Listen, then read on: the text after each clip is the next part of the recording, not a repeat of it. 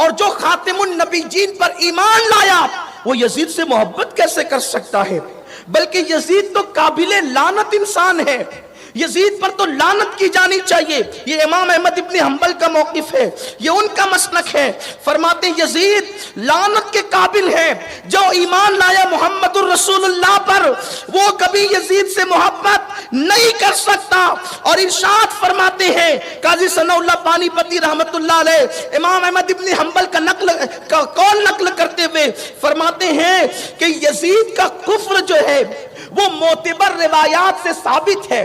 فرماتے ہیں یزید کا کفر معتبر روایات سے ثابت ہے اور اس پر لعنت کرنا یہ جائز ہے۔ امام احمد ابن حنبل رضی اللہ تعالیٰ عنہ کا مسلک ہے۔ میرے پیارے آقا علیہ السلام کے پیارے دیوانوں، قاضی ثناء اللہ پانی پتی رحمت اللہ علیہ مزید لکھتے ہیں کہ یزید نے جو ہے وہ کیا کہا، اپنے اشعار میں کیا کہا۔ وہ فرماتے ہیں کہ یزید یہ کہتا تھا کہ میں نے میرے باپ دادا کو جو محمد عربی نے بدر میں قتل کیا تھا یا قتل کروایا تھا، اس لیے میں نے وہ بدر کا بدلہ محمد کی آل کو قتل کر کے لے لیا۔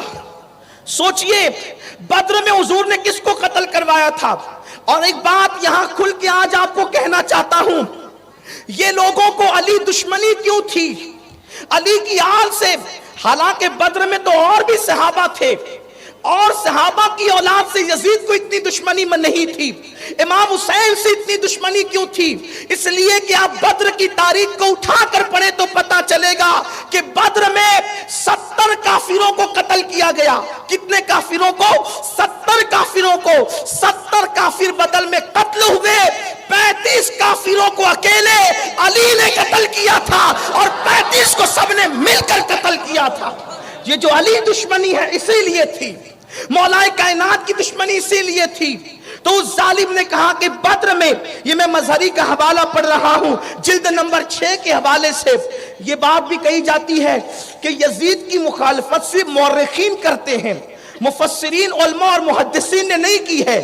یہ جو مظہری ہے یہ مفسر بھی ہے، یہ صوفی بھی ہے، یہ پیر طریقت بھی ہے، یہ اپنے وقت کا محدث بھی ہے۔ یہ حضرت مظہری لکھ رہے ہیں کہ وہ کہتا تھا کہ میں نے بدر کے قاتلوں کا، جو میرے باپ داداؤں کو قتل کیا تھا محمد عربی نے، میں نے اس کا بدلہ حسین و آل حسین کو قتل کر کے لے لیا۔ اور اس کے بعد اس نے شراب کو حلال کر دیا۔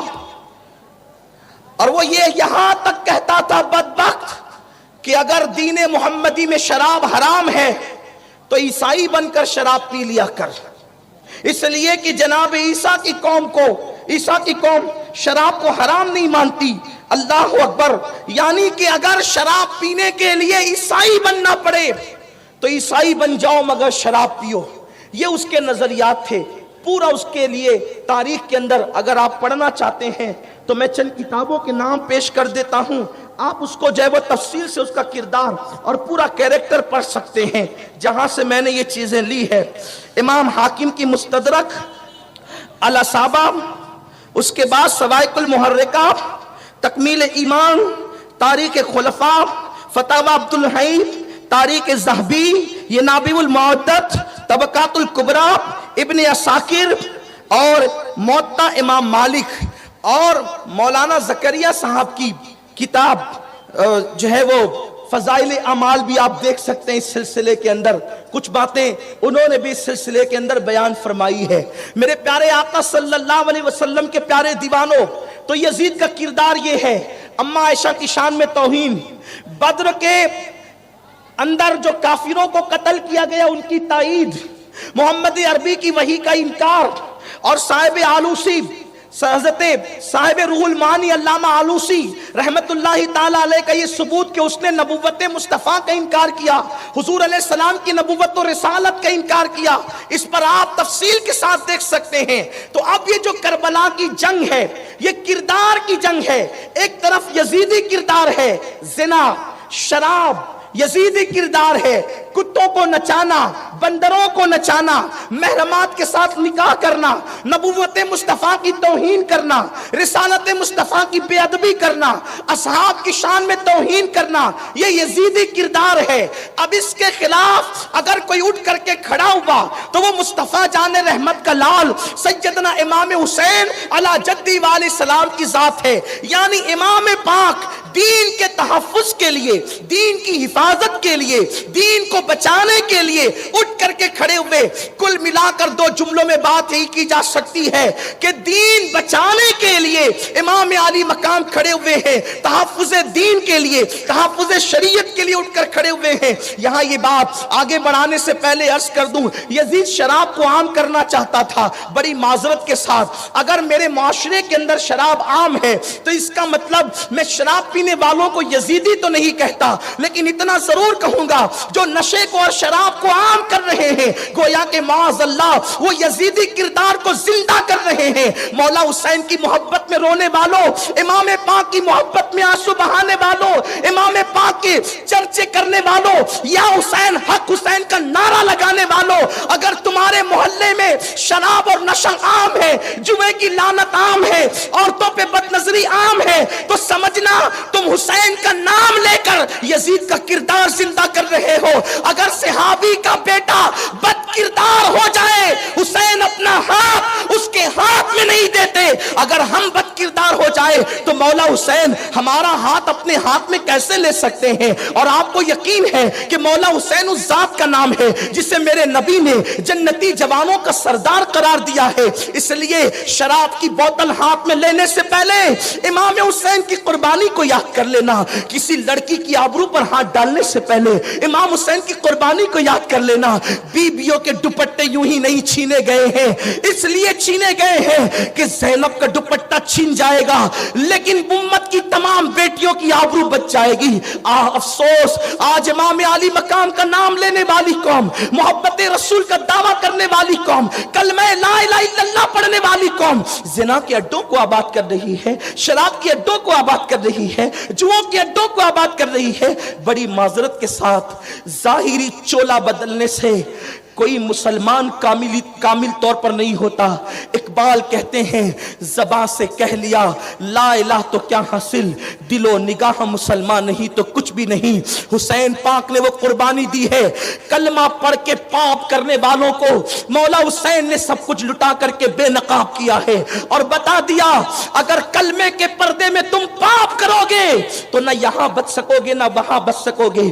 بڑی معذرت کے ساتھ آج آپ کو یہ پیغام دینا چاہتا ہوں، اگر مولا حسین کی قربانیوں کا ذرہ برابر دل میں درد ہے، ذرہ برابر محبت ہے، چھوڑ دو شراب کو، داڑیاں منڈا کر گٹروں میں پھینکنا چھوڑ دو، جو ہے شادیوں میں ڈی جے لگانا چھوڑ دو، لڑکیوں کی ناجائز محبت اور لڑکیوں کے ساتھ ناجائز تعلقات ختم کر دو، اس لیے کہ اسلام پاپ کی نہیں بلکہ تقدس کی دعوت دیتا ہے۔ اسلام جو ہے نگاہوں کو چکر مکر کرنے کی نہیں بلکہ نگاہوں کو حیا سے جھکانے کی دعوت دیتا ہے۔ اللہ اکبر، ہمارا اتنا بڑا شہر ہے، امام کے نام پر جہاں ہزاروں کی تعداد میں لوگ جمع ہو، اگر مسجد و مینار کے شہر کے اندر بیٹیوں کی آبرو لٹے گی، ہماری بیٹیاں برقع پہن کر اور اسکارف لگا کر اگر کسی کے ساتھ زنا کے اڈے کی طرف روانہ ہوگی تو اس وقت امام حسین کے دل پر کیا گزرے گی؟ میرے پیارے آقا صلی اللہ علیہ وسلم کے دیوانوں، لیکن یہ بات بھی میں یہاں آگے بڑھانے سے ایک بات کہہ دوں کہ میرے آقا کے دیوانوں،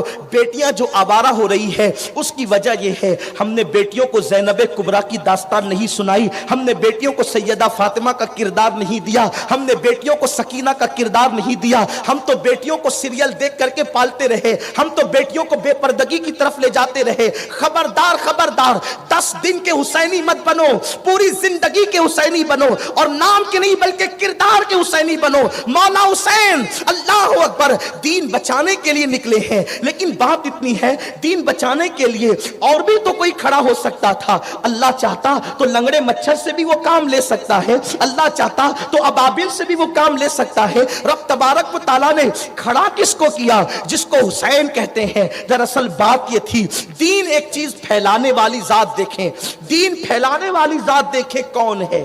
قرآن کہتے ہیں هو الذی ارسل رسولہ بالہدی ودین الحق لیظہرہ علی الدین کلہ وہ اللہ ہے جس نے حق کے ساتھ، دین حق کے ساتھ اپنے محبوب رسول کو جلوگر فرمایا تاکہ یہ دین غالب ہو کر کے رہے۔ دین کے غلبے کے لیے نبی بدر میں آئے، دین کے غلبے کے لیے نبی احد میں آئے، دین کے غلبے کے لیے رسول پاک نے پیٹ پہ پتھر باندھ کر کے خندق کھودی۔ دین کے غلبے کے لیے کبھی تبوک کا سفر ہے، دین کے غلبے کے لیے اللہ اکبر کبھی خیبر کا سفر ہے، دین کے غلبے کے لیے کبھی طائف کا سفر ہے، لیکن اللہ اکبر وہ سفر میرے اور آپ کے سفر کی طرح نہیں، بلکہ اللہ اکبر طائف میں جاتے ہیں تو نالین خون سے بھر جاتی ہے، میدان احد میں رسول پاک کے دندان شہید ہوتے ہیں، 70 صحابہ کی شہادت ہوتی ہے، امیر حمزہ کا کلیجہ چبایا جاتا ہے، ان کے کان کو کاٹا جاتا ہے، ان کی ناک کو کاٹا جاتا ہے۔